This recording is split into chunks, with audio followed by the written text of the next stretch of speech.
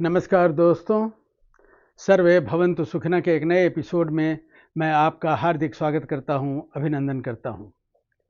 दोस्तों, आप सबों ने कभी न कभी अंग्रेजी के महान कवि विलियम वर्ड्सवर्थ की कविता का एक लाइन अवश्य सुना होगा, child is father of the man.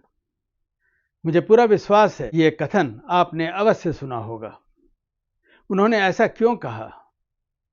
उनके कहने का तात्पर्य यह था कि बचपन अगर बीज है और जब आप बड़े हो जाते हैं वह अगर फल का रूप है तो वह ठीक वैसा ही होगा जैसा बचपन का बीज था।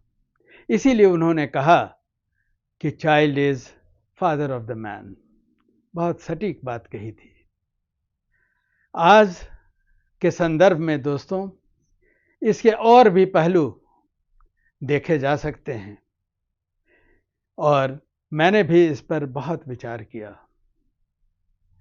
मैंने पाया है कि अक्सर हम लोग देखते हैं या समाज में ऐसा पाते हैं, हम लोग समाज में जब भी आपस में बातचीत करते हैं तो यह चर्चा होती है कि उस व्यक्ति के उम्र होने पर बहू ने, बेटी ने, बेटे ने उनकी ऐसी सेवा की जैसे एक माँ अपने बच्चों की सेवा करती है। आखिर बात वही हुई ना कि एक चाइल्ड, एक जो बच्चा है, वह माँ या बाप का रूप धारण कर लेते हैं। लेकिन क्या हमारे समाज में सचमुच ऐसा हो रहा है? कभी आपने सुना है कि आप अपने बच्चों को अपने जीवन काल में अनाथालय में भेज देते हैं? अगर ऐसा नहीं होता तो हम लोग क्यों अपने बुजुर्गों को ओल्ड एज होम में भेज देते हैं? ऐसा अक्सर देखा जाता है। कुछ मजबूरियां हो सकती हैं, लेकिन क्या यह जीवन का कोई नियम बन सकता है?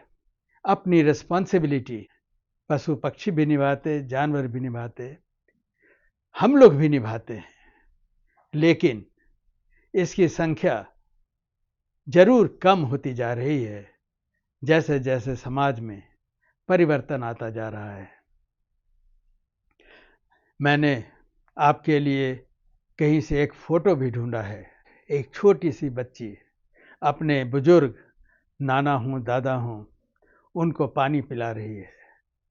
कितना मनोहारी दृश्य है।